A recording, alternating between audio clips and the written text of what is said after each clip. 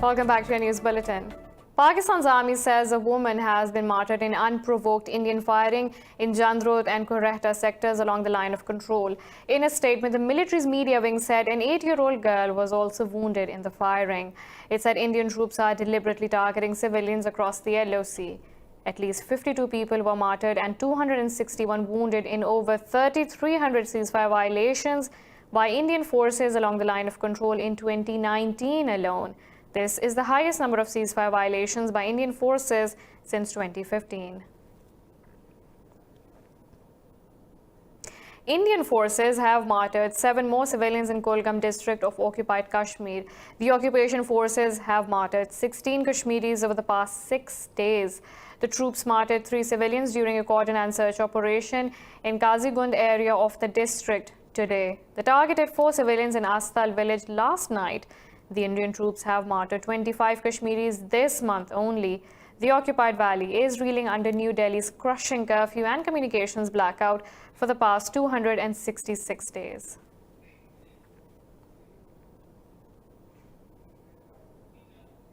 Kuwait has condemned the rising number of ethnic attacks against Muslims in India. In a statement, the Council of Ministers appealed to the OIC and the international community to intervene.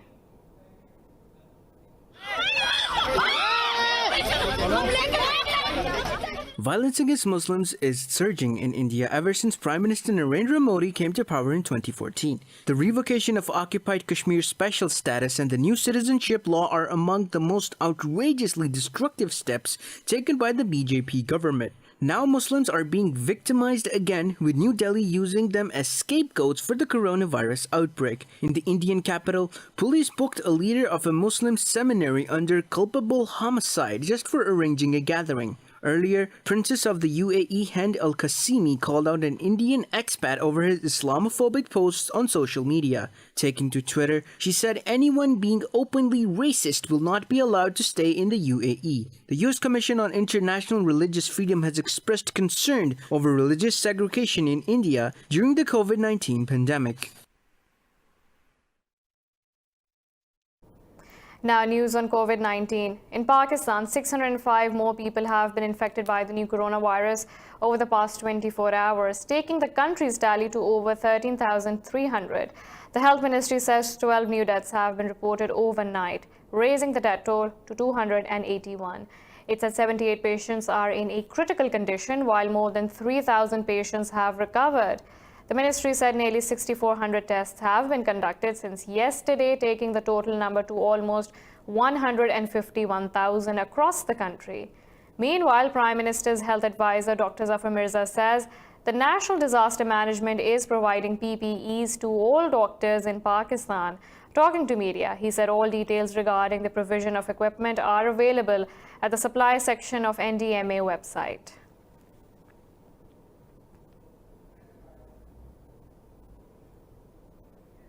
The daily death toll from the new coronavirus in the US has dropped to under 1,200 as more states prepare to lift restrictions.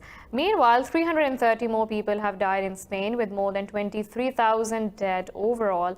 Here in Pakistan, 12 more people have succumbed to COVID-19, raising the death toll to 281 with over 13,000 infections.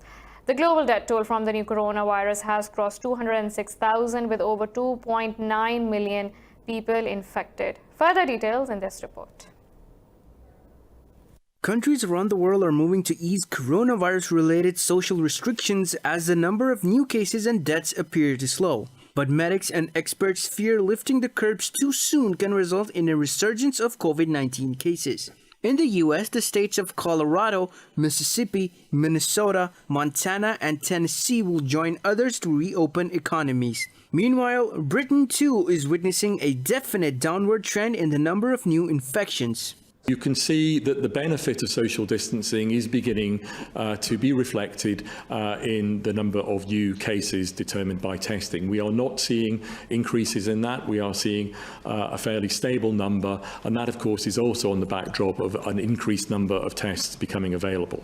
In New Zealand, the parliament and courts will reopen and about 400,000 people are expected to return to work under strict conditions. Italy says it will also ease the strict lockdown imposed 7 weeks earlier after the country recorded its lowest one-day toll since March. Meanwhile, life in Spain is finally stumbling back onto its feet after 6 weeks of lockdown. We appreciate being able to go out because staying home it was getting very boring. Even though we have the PlayStation and we can talk to our friends on WhatsApp and video calls, it is good to be able to go out and have some fresh air because we were feeling a bit overwhelmed at home. Iran plans to open mosques in parts of the country that have been consistently free of the coronavirus outbreak. Meanwhile, Singapore, which has one of Asia's smallest populations, is emerging with the highest number of infections in the region. Now, UK's Prime Minister Boris Johnson says there are no plans to lift the lockdown in the country. Johnson made the announcement in his maiden public speech at 10 Downing Street as he returned to work after recovering from COVID-19.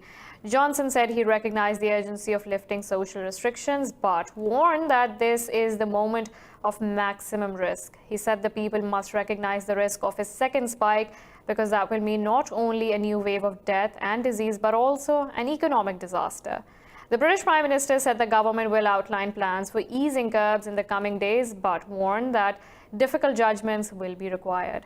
Johnson also said the UK is on the brink of achieving the first great mission to prevent National Health Service from being overwhelmed. And so I know it is tough, and I want to get this economy moving as fast as I can, but I refuse to throw away all the effort and the sacrifice of the British people and to risk a second major outbreak and huge loss of life and the overwhelming of the NHS. The most stringent lockdown in peacetime history has left UK's economy facing possibly the deepest recession in 3 centuries. Now, in another news, the Afghan government says it is set to release thousands of prisoners. The decision was taken in a meeting chaired by President Ghani and Vice President Mohammad Sarwar Danish. In a statement, President spokesperson Sadiq Siddiqui said the step is being taken on anniversary of Afghan victory over invasion of the former Soviet Union. The President's office said Director General of Prisons of Afghanistan will share the details of this decision. Meanwhile, the release of prisoners between Taliban and the government remains an issue of conflict after Doha peace deal. The United Nations says over 500 civilians, including more than 150 children, were killed in Afghanistan in the first quarter of 2020. A UN assistance mission to Afghanistan report noted the escalation in violence following the peace deal signed between the US and the Taliban. The report said 760 people were injured in the country during the first 3 months of the year. UNAMA says 282 civilians were killed by anti-government agents, out of which it attributed 39% to the Taliban, 13% to ISIS, and the remainder to undetermined militant groups. UNAMA head Deborah Lyons called on all parties to agree on a ceasefire and focus efforts on fighting a common enemy, COVID-19. The Saudi-led coalition in Yemen has released a Houthi tanker vessel carrying 12,000 tons of diesel fuel after 42 days. In a statement, the Houthis said this vessel is one of the 20 ships seized by coalition forces. The rebels say these ships carry oil and food and were allowed to operate by the UN. They accuse the coalition of violating the Stockholm Agreement over the port city of Hodeidah with over 100 artillery shells overnight. Despite the accusation, the coalition has not yet issued a statement on the matter. The coalition accused the Houthis of making the mobility of ships and humanitarian work inoperable in the region. The UAE says it stands against Yemen's southern separatist declaration of self-rule. The Emirati Minister of State for Foreign Affairs called for the implementation of a peace deal agreed on in Riyadh last year. He also urged the Southern Transition Council to fully implement a peace deal agreed last year in Riyadh. The UAE backs the southern separatists who have declared a state of emergency in the southern governorates. Meanwhile, the Saudi-led coalition called for an end to the escalation in Yemen. In a statement, it said any steps that contradict the Riyadh agreement should be cancelled.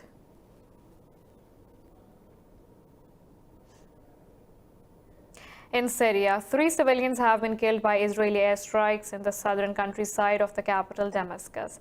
The attack marks the second airstrike in Syria by Israel over the past week. State media says 3 others, including a child, were wounded in the attack. Damascus says its air defenses shot down most of the missiles shot by Israeli warplanes from over Lebanese airspace, but some of the hostile missiles' shrapnel fell in the populated area. While Tel Aviv says it has been behind a series of airstrikes, mainly targeting Iranian and Hezbollah forces in Syria, it did not comment on today's airstrike. The United States has renewed a waiver for Iraq to continue importing electricity from neighboring Iran. The waiver has been renewed for a shorter period of 30 days this time, compared to previous periods of up to 120 days. The U.S. State Department said the move was meant to support formation of a credible government in Baghdad. The department said once the government is in place, the secretary will reassess whether to renew the waiver and for how long. It said Washington looks forward to resuming cooperation with Baghdad and reduce its dependence on unreliable Iranian energy imports. The department said the fresh waiver for Iraq will expire on May 26th. We have a lot more coming up right after this short break, so stay tuned.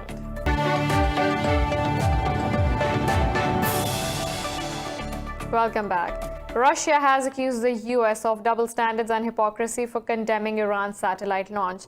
Last week, Iran's Revolutionary Guard successfully launched the country's first military satellite.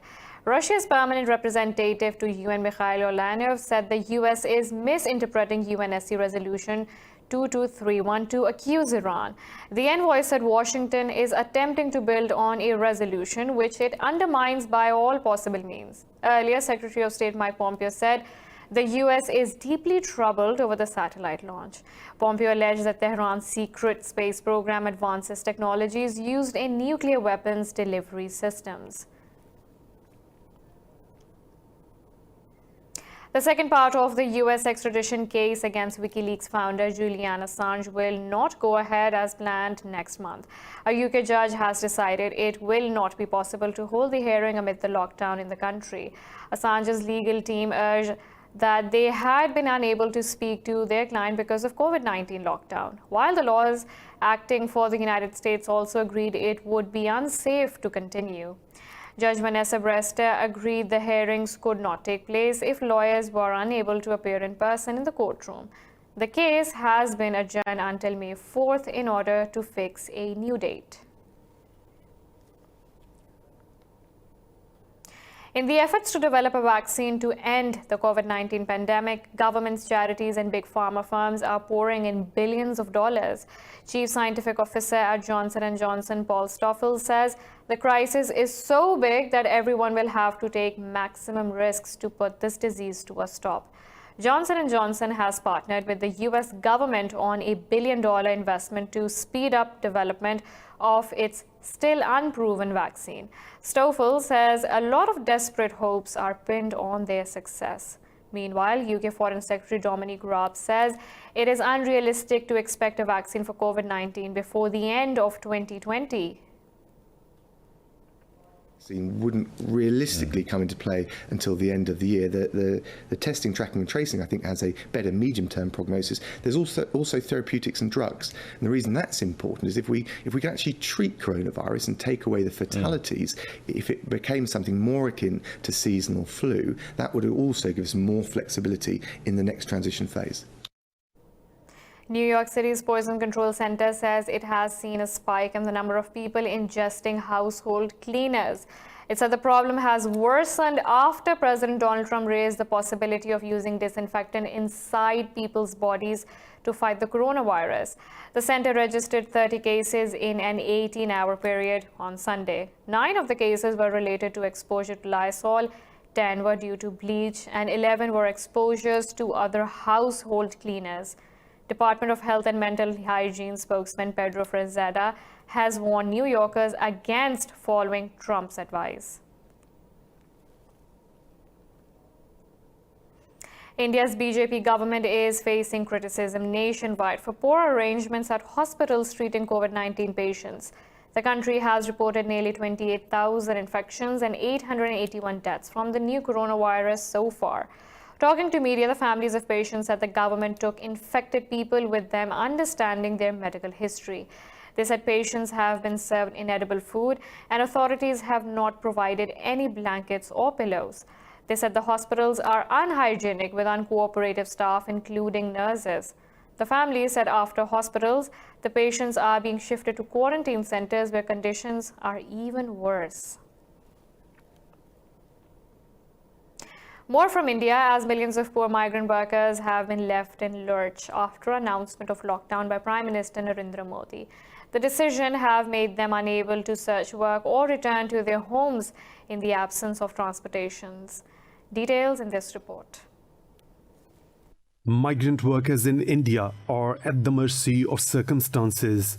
The workers fear that they will starve to death even if they survive the pandemic. Some migrant workers, along with their families, have taken shelter in an under-constructed building and are struggling to arrange food. Once the work resumes, then it will be nice. And if the work does not resume, then we are worried that what will we eat? What will we earn? We have our children with us. If they get ill, who will look after us? Without work, these workers are struggling for survival.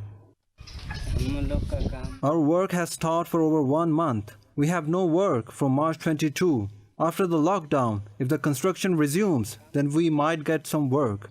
Poor sanitation infrastructure, high population and poverty have raised concerns over the Indian government's measures to stop the spread of the coronavirus. In these circumstances, another crisis is looming large as a result of abrupt decision and poor planning.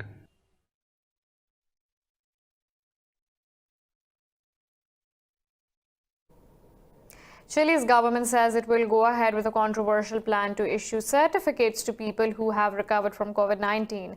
Deputy Health Minister Paula Daza said the documents will allow people to return to work. This comes despite warnings from the World Health Organization that people who contract coronavirus are not immune from being infected again. It said certificates can inspire false confidence and increase the chances of the infection spreading. But Daza said a person who has had the illness has a lower probability of becoming ill again. She said the certificate will not declare people immune, but state that they have recovered and completed a period of isolation. Chile has reported 189 virus-related deaths and more than 13,000 confirmed infections.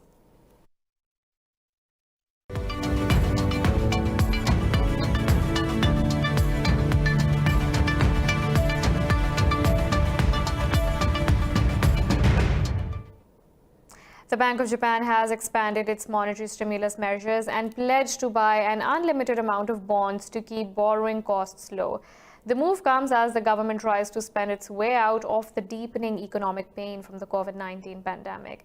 The central bank said it will boost the amount of corporate bonds and commercial debt it buys to $186 billion. The bank said it also aims to buy government bonds without setting an upper limit at an annual pace of nearly $746 billion. The move puts the BOJ in line with other major central banks that have unleashed unprecedented monetary support. In a quarterly economic report issued on Monday, the bank also revised down its growth forecast. For the current fiscal year to March 2021, it now forecasts the economy will shrink by 0.3% to nearly 0.5%. The U.S. unemployment rate is likely to hit 16% or higher in April. A White House advisor said big, thoughtful policies will be needed to rebuild confidence. Speaking in Washington, Kevin Hassett said the next couple of months are going to look terrible. He said the GDP growth will land in negative territory in the second quarter. Treasury Secretary Steven Mnuchin said he expected the economy will start improving shortly after the country comes out of lockdown. He said the government will open up the economy in May and June, and it will bounce back from July to September.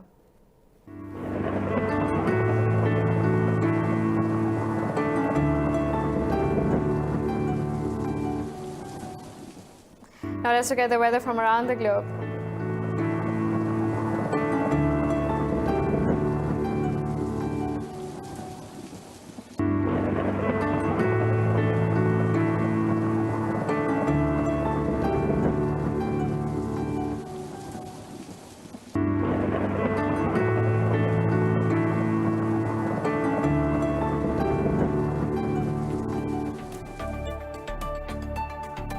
This is all for now. For the latest updates, you can follow us on social media at indus.news.